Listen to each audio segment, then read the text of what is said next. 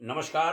भाग्योदय विचार प्रवाह श्रृंखला की आज की रविवासरीय चर्चा में आपका अभिनंदन। 236वीं कड़ी है आज 1 दिसंबर 2024। आम चर्चा है कि भारत में, समूचे देश में, यहाँ तक कि दुनिया के 50 देशों में हिंदुत्व का प्रसार बड़े पैमाने पर हो रहा है, तेजी से हो रहा है। सनातन संस्कृति का मूल्य लोग समझ रहे हैं। तपती गर्मी में झुलसते मानव समाज के लोग सत्य सनातन संस्कृति की छाया में शांति पाने का प्रयास कर रहा है। इसका व्यापक असर हर क्षेत्र में पड़ रहा है, वह चाहे धार्मिक जगत हो, आध्यात्मिक जगत हो, जहां सनातन संस्कृति से जुड़े सभी संतों मनीषियों का सम्मान बढ़ रहा है। वहीं राजनीतिक क्षेत्र में जनता उन लोगों, उन नेताओं, उन राजनीतिक दलों की ओर तेजी से आकर्षित हो रही है जो सनातन संस्कृति से जुड़े हैं, उसके मार्ग पर कमोबेश चलने का प्रयास करते हैं। वर्ष 2014 से अब तक भारतीय जनता पार्टी का भारत के राजनीतिक क्षितिज पर बढ़ना, टिकना, टिके रहना, निरंतर विस्तार लेना उसी का एक स्पष्ट प्रमाण है।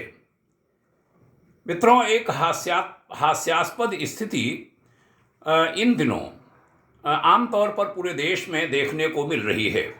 वह यह कि गैर भाजपाई दल यह बात मानने को तैयार नहीं है, यह तथ्य स्वीकार करने को तैयार नहीं है जो मैं इसकी चर्चा अभी कर रहा हूं। उनको लगता है कि ये टेम्परेरी हवा कोई आई, कोई नैरेटिव बना और वो सफल हो गया, जिससे श्री नरेंद्र मोदी जी आए और रिपीट हुए। तीसरी बार कुछ कमतर हालत हुई तो उनकी यह धारणा और पुष्ट हुई कि वे सही सोचते हैं, लेकिन वास्तव में यह गलत था और गलत है। बहनों भाइयों, भारत का आम जन भी बड़े बड़े नेताओं की इस सोच पर हंसता है, उन्हें नासमझ कहता है। हमने कहते सुना है कि इन्हें हो क्या गया है, क्या इतने नासमझ लोगों के हाथ में, इतने अदूरदर्शी व्यक्तियों के हाथ में हम अपना देश दे देते हैं। हिंदुत्व के नैरेटिव को ले लें, उन्हें लगता है कोई हिंदू जागा नहीं है, कोई हिंदू जागरण नहीं हुआ है, एक बयार है जो पूरी तरह अस्थायी है, टेम्परेरी है। जबकि हालात ये हैं कि हिंदू एक हो रहा है, हिंदू एक रस हो रहा है, हिंदू एकजुट हो रहा है। गैर भाजपाई दल पूरे भ्रम में हैं, मुगालते में हैं और वे समझ ही नहीं पा रहे। 2024 के लोकसभा चुनावों में और उसके बाद हिंदू मतदाता को लगा कि वो ठग गया है। वह अनेक झूठी बातों, झूठे वादों के चक्कर में आ गया। उसने अपनी त्रुटि सुधार का संकल्प ले डाला है। हरियाणा, जम्मू और महाराष्ट्र में उसने अपनी सोच की परिणति भी उस देश को बता दी है। अभी महाराष्ट्र में गांव-गांव में न बटेंगे न हारेंगे का नारा पहुंचा।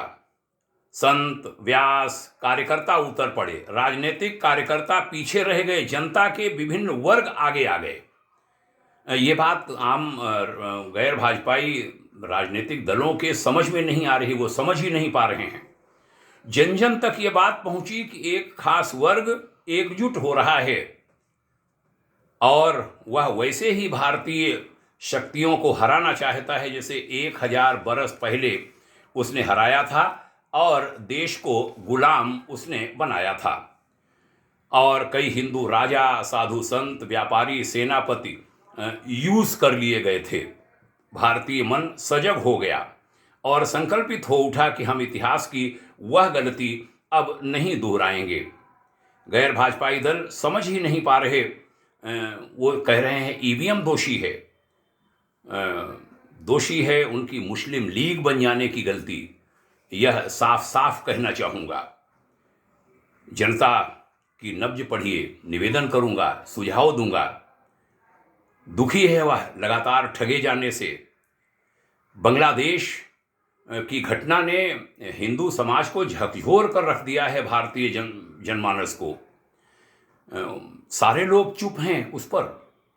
SC ST OBC आदि पर अत्याचार जब होते हैं, ब्राह्मणों पर अत्याचार होते हैं, तो सारे लोग चुप रहते हैं। एकजुटता पर कोई बात करता है तो सब चिल्लाते हैं। एक रहोगे तो बटोगे तो कटोगे, पर ऐसा उत्पात मचा जैसे कोई पाप कर दिया हो कुछ लोगों ने ये कहकर। यानी आप बटिए खूब, कटते रहिए, बटते रहिए, कटते रहिए। ये क्या हो गया? बड़ा अचरज होता है। भारत के मामलों को नज़रअंदाज करना और फिलिस्तीन आदि के पक्ष में रैलियां निकालना, ये देश में हो रहा है। आम सनातनी समाज बहुत ये देखकर चिंतित हो रहा है। उसने आंखें खोल दी हैं ऐसी घटनाओं ने उसकी। हमारे नेताओं द्वारा भारतीय हितों के खिलाफ लगातार जाना, ये सनातनी समाज को, सनातनी समाज छोड़िए, भारत के जनमानस को खल रहा है। जनता बुरा मान रही है और वह एकजुट हो रही है। हिंदुत्व का नारा सफल नहीं रहा, ये नैरेटिव इन दिनों बन रहा है। ना, ऐसे हवा बन गई। ये मानने वाले बड़े भ्रम में हैं। वो चाहे राजनीतिक नेता हों, चाहे अफसर हों, चाहे पत्रकार हों, या आमजन और कोई। कुछ धार्मिक संस्थाएं भी कहीं सही कहने पर दबती हैं।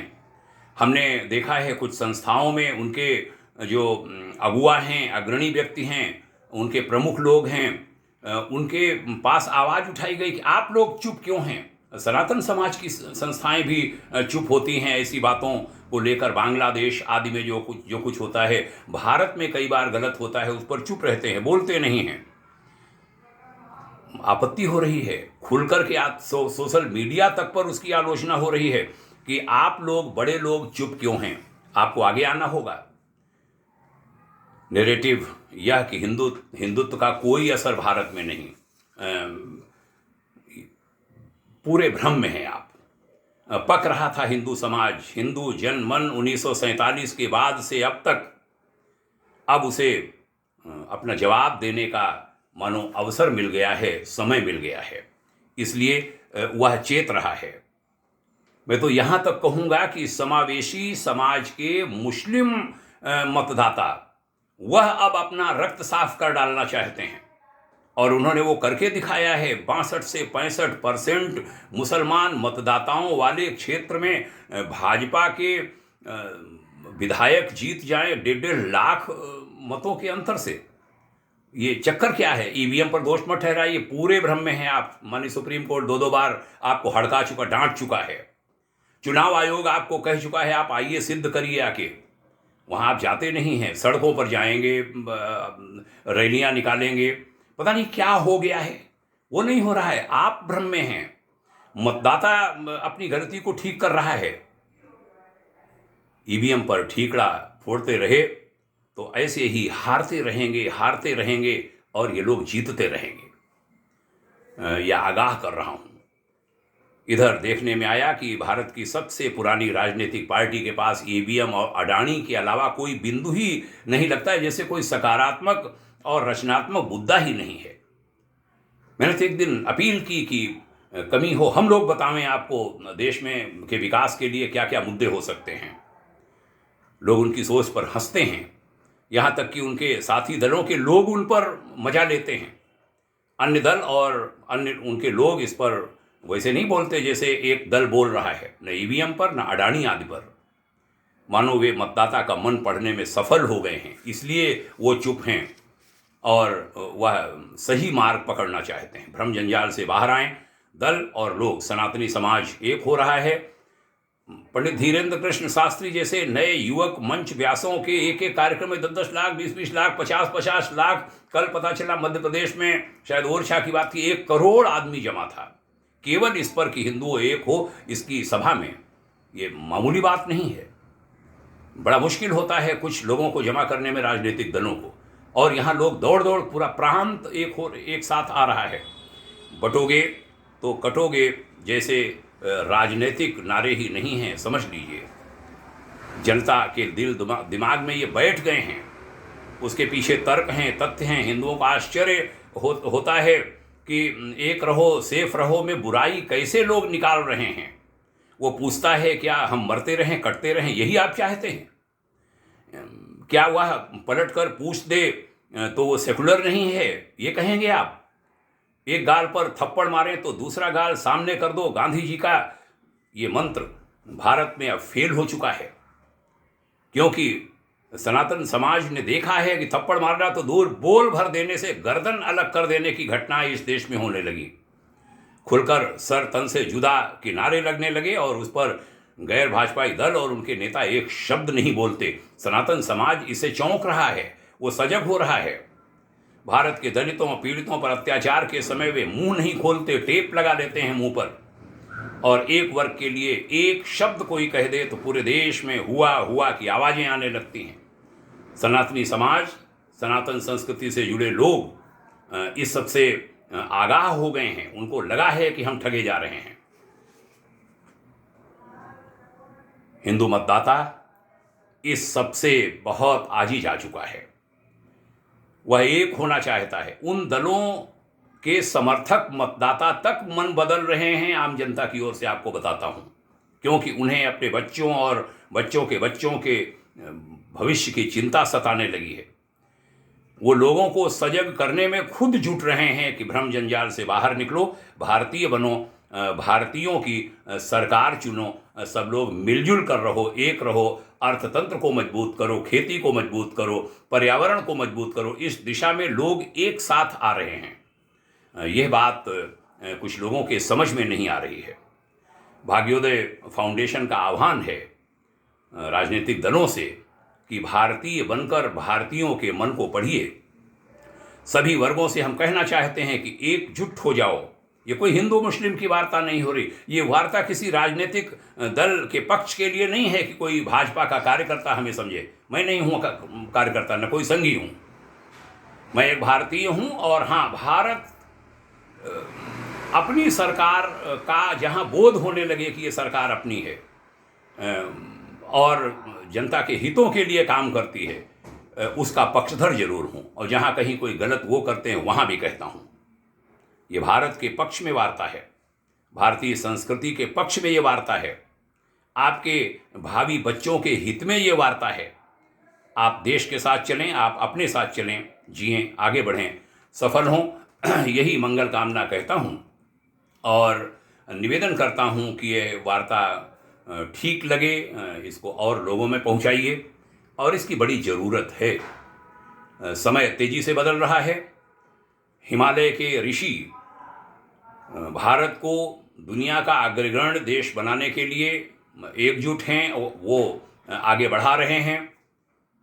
सभी तरफ से वातावरण बन रहा है, ईश्वरीय इच्छा है। और इससे इतर यदि कोई इसको ले जाना चाहता है तो दैवी शक्ति नहीं चाहती कि ऐसा हो। तो भारत का जनमन कैसे चाहेगा कि ऐसा हो?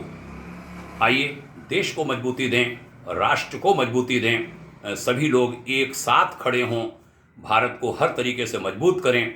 आपके उज्जवल भविष्य की शुभकामना कहता हूँ, प्रणाम करता हूँ। जय हिंद, ओम शांति।